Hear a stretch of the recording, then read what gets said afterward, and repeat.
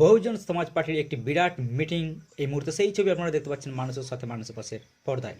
আজ মেমারি 1 নম্বর ব্লকে কল্পনা মণ্ডলের নেতৃত্বে একটি মিটিংয়ের আয়োজন করা হয়। এই মিটিংয়ে উপস্থিত ছিলেন প্রধান বক্তা হিসেবে রাজ্য কনভিনার মাননীয় ধরমবীর সিং অশোক, রাজ্যের সম্পাদিকা মাননীয়া প্রণীতা রায়, মাননীয় মুকুল বিশ্বাস, সুপ্রিয়া বিশ্বাস এবং আরও বহুজন পার্টির সমর্থকরা। তিনি মূর্তি পূজা মানেন না এবং তিনি এও বলেন সরস্বতী পুজো, দুর্গা পুজো কিছুই তা পালন করেন না। কি বলছেন তিনি শুনবো। समाजवादी पार्टी की जो है वो उसके बारे में बताइए, क्या है बहुजन समाज पार्टी का इस फ्लैग का ये हाथी का तस्वीर, ऐसा क्यों? क्योंकि बहुजन समाज पार्टी को 14 अप्रैल 1984 को माननीय कांशीराम साहब ने इस आधार पर बनाया था कि इस देश में जो लोग मेहनत से काम करने वाले हैं उनकी आबादी 100 में से 85 है और जो राज करने वाले लोग हैं वो 15 हैं, जबकि बाबा साहब डॉक्टर अम्बेडकर ने वोट का अधिकार इसलिए दिलाया था कि अगर ये 85% लोग अपने वोट का सही इस्तेमाल कर लें तो इस देश में राज करने वाले बन सकते हैं।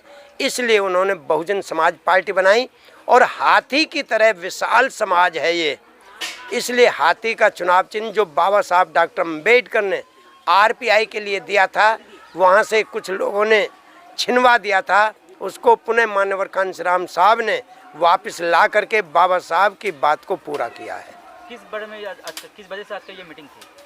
आज ये मीटिंग है जो हमारे वर्कर्स हैं उनको जागरूक करने के लिए, और वे लोग आने वाले चुनाव में जो अप्रैल मई में चुनाव होना है उसमें सक्रिय होकर के पार्ट प्ले कर सकें और यहाँ से रिजल्ट दे सकें और यहाँ से सीट को जीत सकें, इसलिए आज इस मीटिंग का आयोजन किया गया। सर, कुछ दिन पहले अभी कुछ मिनट पहले आपने बताया कि सास बहू के बारे में। हाँ, सास बहू के बारे में जो आपने कहानी बताई, तो आपको क्या लगता है कि मूर्ति पूजा गलत है? जी हाँ, मूर्ति पूजा नहीं, मूर्ति पूजा में कुछ नहीं। पूजा आप नहीं मनाते? नहीं, मैं नहीं मनाता। मूर्ति पूजा में है ही नहीं, पत्थर की मूर्ति क्या पूजेंगे हम तो जिंदा देवी की पूजा करते हैं। तो क्या बदल आना चाहिए, कौन से बदल लेना चाहेंगे आप? বাংলাই বলুন। বাংলায় বলুন। হ্যাঁ। যদি কোনো কারণে যদি বহুজন সমাজ পার্টি পশ্চিমবাংলায় আসে ক্ষমতায় হ্যাঁ। ভবিষ্যতে, তাহলে কি বদল আনতে পারবেন, কি বদল আসবে? বদল হবে, আমাদের সমাজ থেকে মুখ্যমন্ত্রী হবে, আমাদের সমাজ থেকে বিধায়ক হবে, সমস্ত বিধায়ক আমাদের সমাজ থেকে আজকে স্কুল হবে, কলেজ হবে, আম্বেদকরের নামে ইউনিভার্সিটি হবে, সাউজি মহারাজের নামে আমরা বা গুরুচাঁদ ঠাকুরের নামে ঠাকুরনগর বিশ্ববিদ্যালয় করব, আমরা সমস্ত স্কুল কলেজ আমাদের সমাজের মহাপুরুষদের নামে করব। এটাই হচ্ছে আমাদের সাফল্য, এটাই আমাদের উদ্দেশ্য। ধন্যবাদ। আমাদের পাশে এসেছেন আজকে। আপনারা ভাবুন, জানার ছেলে আইপিএস অফিসার, জানার পর রিটায়ারমেন্ট, ওনার টাকা পয়সার কোনো অভাব নেই, কিন্তু আমাদের পাশে কেন আসছেন? একজন মহিলা বুঝতে পারুক বাবা সাহেব আম্বেদকর আমাদের মানুষ করে দিয়ে গেছেন, আমরা আইনে মানুষ, এটা বোঝানোর জন্য মহিলজি আমাদের সংগঠন করার জন্য আমাদের যে হাত তুলেছেন সেটা বোঝানোর জন্য প্রণতিদিকে যে আদেশ করেছেন, প্রণতিদি আমাদের কাছে আসছেন, তো আমরা প্রণতিদিকে किसका ज्यादा है? भारत देश में वोट किसका ज्यादा है? तुम ही तो हो। चारों तरफ भरे पड़े हैं नमो शूद्र, राजवंशी, बाबरी, पंडरो, मोची, मेहतर, सब तुम्हारा ही तो वोट है। जब वोट तुम्हारा ज्यादा है तो फिर ये ममता, जिसका वोट 1% है बंगाल में, ज्यादा से ज्यादा 2% वाली राजा और 50% वाले पिछलग्गू, कभी सोचा है आपने? आपने नहीं सोचा। मैं बता रहा हूं वो राजा क्यों। वो इसलिए राजा कि उन्होंने तुम्हारा माइंड इन मंदिरों की तरफ लगा दिया है, इन महोत्सवों की तरफ लगा दिया है। दुर्गा पूजा, सरस्वती पूजा, लक्ष्मी पूजा, गणेश पूजा, विश्वकर्मा पूजा, होली, दिवाली, दशहरा, तुम्हारा ध्यान उनमें है। ए बच्चों, तुम्हारा ध्यान इन महोत्सवों में है, तुम्हारा ध्यान इन वोट में नहीं है, राजकाज में नहीं है। आप नाम लेते हो गुरुचांद ठाकुर का, लेकिन काम नहीं करते। गुरुचांद ठाकुर की बताई हुई बात को नहीं मानते।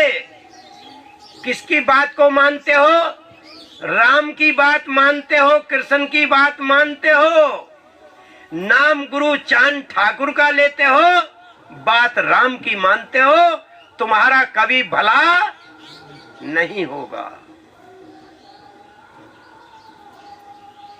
जहां तक देवी का सवाल है, तुमसे बड़ी कोई देवी इस दुनिया में नहीं है।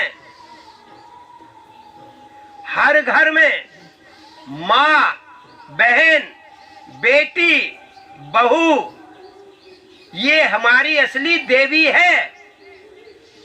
যে নির্দেশ সেটা আপনারা অক্ষরে অক্ষরে পালন করুন। আজকে ভীষণ ভালো লাগলো যেভাবে আপনারা আমাদের আপ্যায়ন করলেন, জয় ডঙ্কা পিটিয়ে। এই জয় ডঙ্কা যেন একদিন না লাল নিশানা থেকে এই নীল নিশানায় পরিণত হয়, এই বলে আপনাদের কাছে এটা আমার বিনীত আবেদন। এবং আজকে সত্যি কথা বলতে কি, বাবা সাহেবের কথা একটু না বললে হয় না।